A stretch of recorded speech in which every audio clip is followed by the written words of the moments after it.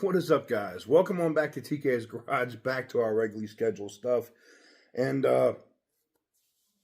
Stellantis really thinking about throwing Hellcats and everything, because it's like Tavares is gone and they're going crazy with conversations. A Hellcat Wagoneer. Damn.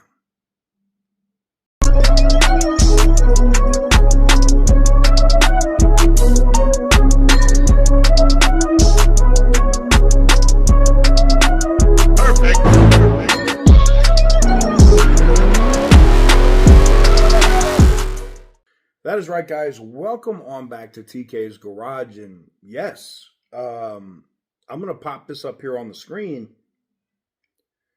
Stellantis has talked about putting out a limited edition V8 Charger for dealers that were moving Hornets and older inventory, depending on who moved the most before January. We heard that from dealers, and we heard that from our executive sources.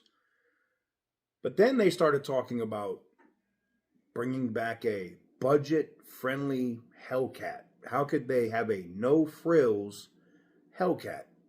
Simple. Take a Charger, take out all that electronic crap, and throw a Hellcat engine in it. Someone's going to buy it, especially if it's at the $35,000 to $40,000 range. Those are going to sell.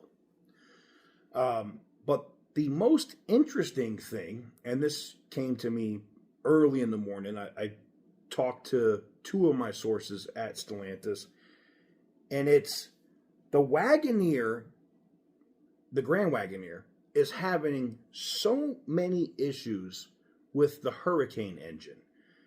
Some of them don't show up for 25 or 30,000 miles, but it does. It happens. The thermostats break, they overheat, they maybe not completely blow the head gasket, but it does enough damage, and then they replace the thermostat. The customer's out there driving 4,000 miles later, boom, head gasket goes.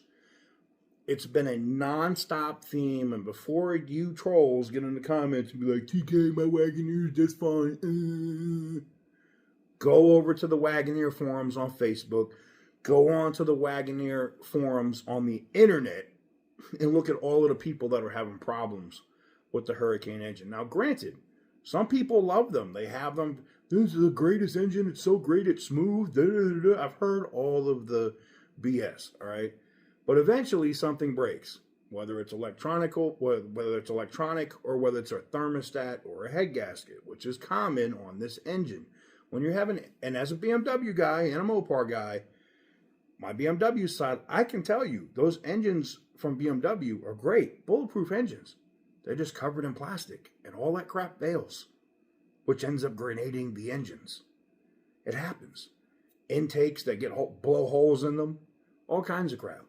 So I say that because it would rapidly increase sales. Like, you want to sell a $100,000 Grand Wagoneer? Cool. Put a Hellcat engine in it. Then, if you do have that big luxury SUV with a 707 horsepower engine in it, makes sense. Makes perfect sense to me. People would buy this every day and twice on Sundays. Probably even at $100,000. What's interesting to me is how fast, since Carlos Tavares has been gone, that Stellantis and the board, because John Elkann is the one that's physically in charge right now, but all these super investors and members on the board are saying, bring back the Hellcat. Bring back the Hellcat. We already have the engine. It's not like they just like have a surplus of engines. They still make them for direct connection, right? Crate motors, things of that nature. They can still pump those engines out and drop them right into the Wagoneer. Now, is it going to be a Trackhawk Wagoneer? I don't know. The rendering looks cool. They gave it some Trackhawk looking characteristics, and most likely that would probably sell like crazy. But we've heard this before. It's just funny that the board of directors are now at the table with lines on it, and they're just going like they were back in the day. I don't know if you remember the Chrysler Pacifica Hellcat that was considered, throwing a Hellcat engine in a friggin' minivan. They put Hellcat engines, they wanted to put Hellcat engines back then in everything. And that's, I'm glad, I'm not complaining, I'm glad that there's members on the board now that Tavares is out of the way that are saying, hey, let's get back to making money. Let's get back to making stuff that people will buy. But what I really want the board to understand and to not mistake is, yeah, $100,000 Wagoneer with a Hellcat engine in it, that's cool. But could we get a Wagoneer with a, I don't know, 5.7 liter V8 or a reliable Hurricane, or put the 6.4 back in it because you were already doing that, and sell that for like 60 MSRP, 50,000 MSRP, so that people want to buy it and aspire to get the Hellcat option? That's how it used to work with Mopar, right? You'd start with an RT or a GT. I know people that started with V6s. And then you get the first V8, you got your RT. And then you want to get the Scat Pack. And then after you have the Scat Pack for, a year or whatever, you're willing to make that jump and you're making that, huge car note, and you get the Hellcat. It's something to aspire for. But the current pricing that Stellantis has right now is outrageous.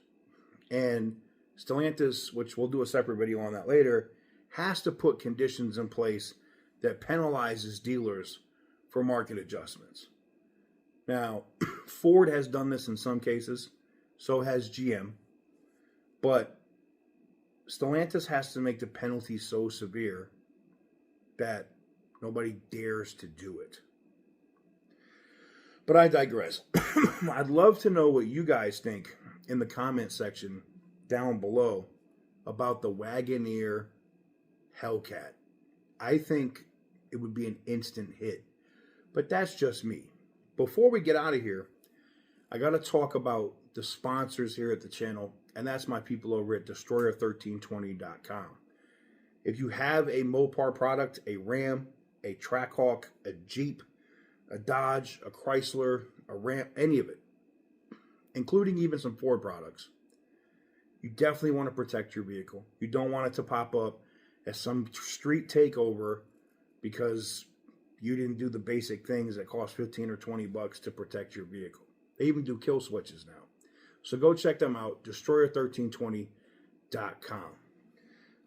That's going to do it for me. Let me know what you guys think in the comment section down below. Give the video a big thumbs up if you like what I do. Hit the subscribe button if you haven't already. And as always, stay petty, my friends. Oh, and for those wondering when they would talk about that coming out, you'd probably see it sometime in like 2026 if they did do it. And they would have to do some designing with the front fascia. But it also matches up, being that we've already talked about them kind of reforming some kind of SRT division. So this is all lining up to make sense. But as I learn more, I'll give it to you. make sure you stay in the loop. Stay tuned. Make sure that bell notification and that subscribe button is pushed. And I'll catch you guys on the next one.